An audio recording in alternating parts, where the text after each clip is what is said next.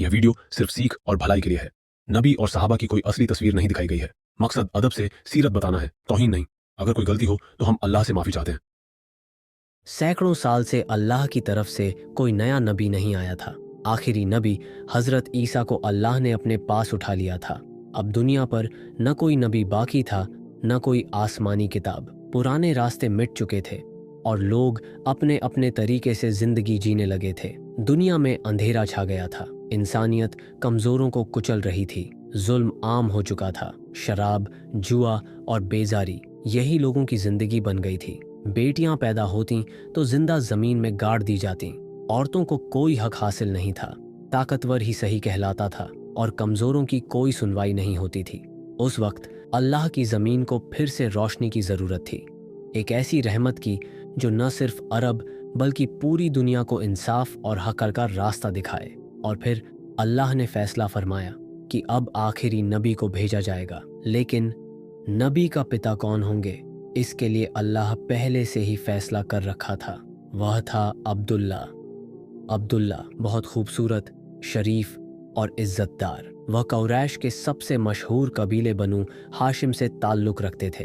उनके वालिद हज़रत अब्दुल मुत्तलिब पूरे मक्का में इज्जत की नज़र से देखे जाते थे। हज़रत अब्दुल्लाह की शादी एक नेक, पाक और शरीफ औरत से कराई गई जिनका नाम था हज़रत आमिना। वो भी बहुत ही इज्जतदार ख़ानदान से थीं और दिल की बेहद साफ। शादी के कुछ ही वक्त बाद हज़रत अब्दुल्लाह एक सफ़र पर गए। ये सफ़र तिजारत यानी कारोबार का था, मगर इस सफ़र से लौटते वक्त वो यसरिब, जो आगे चलकर मदीना कहलाया, में बीमार पड़ गए और फिर वहीं उनका इंतकाल हो गया।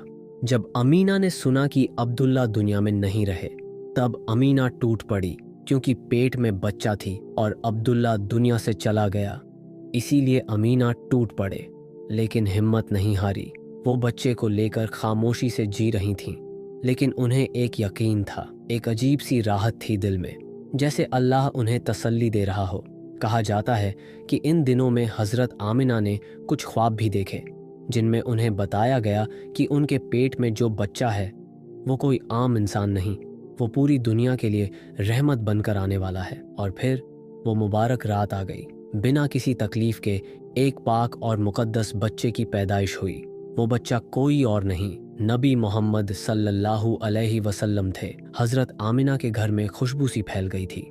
उस वक्त न कोई शोर था, न कोई नारा, मगर कायनात में एक बदलाव शुरू हो चुका था।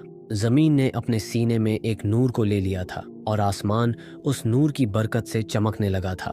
नबी मोहम्मद सल्लल्लाहु अलैहि वसल्लम अब इस दुनिया में आ चुके थे और इंसानियत की तारीख अब हमेशा के लिए बदलने जा रही थी। उसके बाद जैसे ही सुबह का उजाला फैला, मक्का की गलियों में ये खबर फैल चुकी थी, आमिना के घर एक बेटा हुआ है, हज़रत अब्दुल मुत्तलिब, जो उस वक्त काबा के पास थे।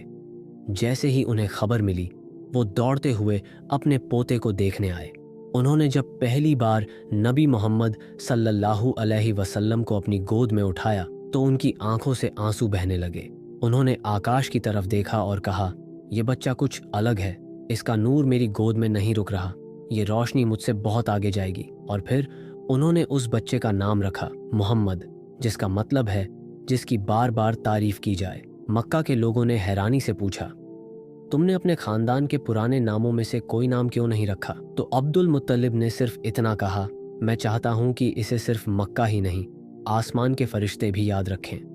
उधर हज़रत आमिना हर रोज़ अपने बच्चे को देखकर सोचती थीं, मुझे यकीन है ये बच्चा कभी झूठ नहीं बोलेगा, कभी जुल्म नहीं करेगा और कभी भी रास्ता नहीं भटकेगा।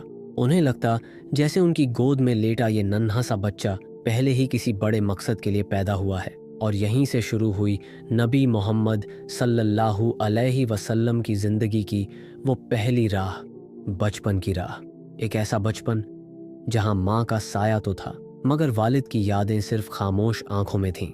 नबी सल्लल्लाहु अलैहि वसल्लम के पास बाप की गोद नहीं थी, मगर अल्लाह ने खुद अपनी रहमत से उनकी परवरिश का जिम्मा ले लिया था। मगर हालात आसान नहीं थे। मक्का की आबोहवा बच्चों के लिए उतनी मुफीद नहीं मानी जाती थी। उस वक़्त की रिवायत थी कि बच्चे को कुछ महीनों के लिए गांव की औरतों के हवाले किया जाता ताकि वो साफ हवा, मजबूत बदन और शुद्ध जबान के साथ बड़ा हो। और फिर आई दाई हलीमा, एक सादा, गरीब मगर नेक और पाक दिल वाली बानो। वो कई बच्चों को पीछे छोड़ चुकी थीं। उनके पास सवारी भी कमज़ोर, दूध भी कम और बदन भी थका हुआ। मगर जैसे ही उन्होंने नबी मोहम्मद सल्लल्लाहु अलैहि वसल्लम को देखा, दिल ठहर गया। हज़रत आमिना ने गोद से बच्चा उठाया और पहली बार किसी और को सौंपा। हलीमा की छाती सूखी थी, मगर जब उन्होंने मोहम्मद सल्लल्लाहु अलैहि वसल्लम को गोद में लिया, दूध उबलने लगा।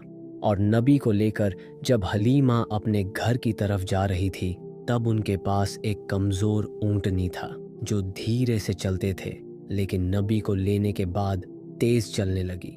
हलीमा को कुछ समझ नहीं आ रहा था, लेकिन हलीमा ने नबी को ले गया अपने घर। उसके बाद हलीमा के घर में बरकत आने लग गए।